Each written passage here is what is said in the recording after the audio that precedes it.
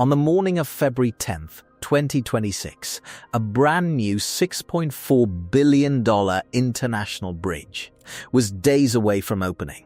6 years of construction, thousands of workers, the longest cable-stayed bridge in North America. And then the President of the United States posted on social media, "I will not allow this bridge to open." Within hours, a trade dispute became an infrastructure crisis. Within 72 hours, the whole world was watching. But the real story wasn't the post. The real story was what happened the day before. And who was in the room? The nearly $6.5 billion bridge, funded entirely by Canada, is under threat tonight. Donald Trump declaring on social media he will try to block the opening of the Gordie Howe International Bridge. To understand what this fight is really about, you need to understand this single stretch of water. The Detroit River, less than a mile wide, and the busiest border crossing between the United States and Canada. Every single day, over 10,000 commercial trucks cross here, carrying auto parts, pharmaceuticals, electronics, food. This corridor handles more than $300 billion in trade every year, roughly a quarter of all US-Canada trade, more than any other land crossing on Earth. And for nearly a century, one structure controlled all of it. The Ambassador Bridge, built in 1929, privately owned, and for decades, the property of one family, the Maroons. Manuel Matti Maroon bought the Ambassador Bridge in 1979 for $30 million. By the time he died in 2020, it was worth an estimated $2 billion. His family collected tolls from every truck, every car, every shipment that crossed between two of the largest economies on Earth. A private family, controlling a public necessity. And for decades, whenever anyone proposed building a second crossing, the Maroons fought it. In courts, in state legislatures, in Congress, through lobbying, through campaign donations, through a Fox News ad that ran during a show Donald Trump was known to watch. They spent over $40 million trying to stop a replacement bridge from being built. For a while, it worked. The breakthrough came in 2012. Michigan Governor Rick Snyder struck a deal directly with Canada, bypassing the state legislature which the Moran family had successfully lobbied, and the Obama administration which refused to put federal money in. The agreement was elegant in its simplicity. Canada would finance the entire bridge, every dollar of the $4.7 billion construction cost. In return, Michigan and Canada would share 50-50 ownership. Canada would be repaid through toll revenues over 30 years, for free. Construction began in 2018. The Twin Towers rose. The cables were strung. 853 meters of bridge deck were joined across the Detroit River in a ceremony in June 2024. By early 2026, the Gordie Howe International Bridge, named after Canada's most beloved hockey icon, was 98% complete. Opening day was weeks away. And then came February 9th. On February 9th, 2026, Matthew Moran, son of the late Ambassador Bridge owner, now running the family's Detroit International Bridge Company, met with U.S. Commerce Secretary Howard Lutnick. The meeting was not publicly announced. No press release, no readout, no official record. The next morning, Donald Trump posted on Truth Social. He claimed Canada had built the bridge with virtually no U.S. content. He claimed Canada owned the land on both sides. He claimed the U.S. had received nothing. He said he would not allow the bridge to open until the United States was fully compensated for everything we have given them. Every major claim was factually wrong. Canada and the state of Michigan are 50-50 owners, as the 2012 agreement clearly states. The land on the U.S. side is owned by the Michigan Department of Transportation. The U.S. contributed no money and received half ownership anyway.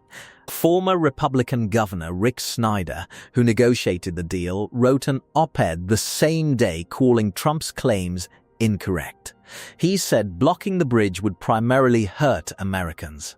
Democrats on the House Oversight Committee opened an investigation into whether the Moran-Lutnick meeting had directly influenced the presidential post. The White House denied any connection.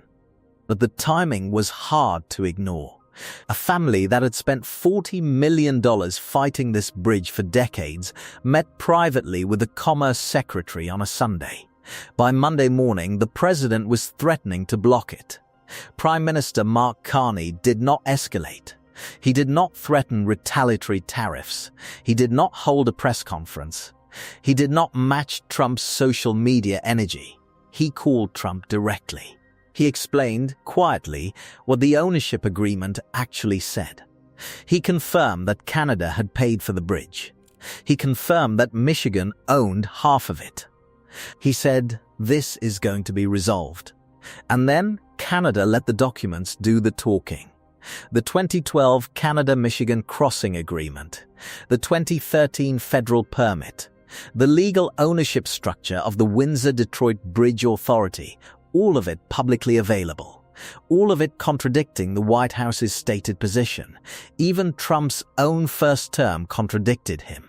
In February 2017, Trump had issued a joint statement with Prime Minister Trudeau specifically calling for the expeditious completion of the Gordie Howe Bridge. He had endorsed it by name 9 years before threatening to block it.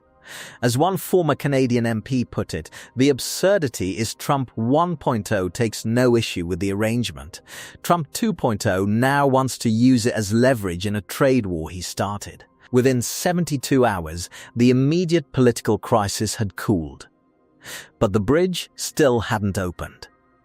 While the political dispute played out, something else was happening quietly. In March 2026, the Windsor-Detroit Bridge Authority announced the Gordie Howe Bridge's toll rates for commercial trucks, roughly half what the Ambassador Bridge charges. Half. That single number changed everything. Trucking companies, logistics operators, auto manufacturers, all of them do the math instantly. Half the toll cost on the same crossing, with a newer, faster, more reliable bridge. The Ambassador Bridge's monopoly, worth billions over decades, was about to face its first real competition. The Moran family had spent $40 million trying to prevent this moment. They had used courts, legislatures, lobbyists, and apparently presidential social media posts. And now it was happening anyway. A toll war on the Detroit River. As of early May 2026, the Gordie Howe Bridge still has no confirmed opening date. The U.S. ambassador to Canada confirmed in late April that negotiations are ongoing but no agreement has been reached. The president still needs to sign off. The bridge is built, the cables are strung, the toll booths are ready. It is waiting for a politician's signature. 2 bridges, 1 river, $300 billion of trade a year. One bridge is 97 years old, privately owned, and has collected billions in tolls from a corridor it was never meant to monopolize. The other is brand new, publicly owned engineering marvel, built on time, built to last, and still, as of today, not open. This is not really a story about a bridge. It's a story about how infrastructure and power intersect.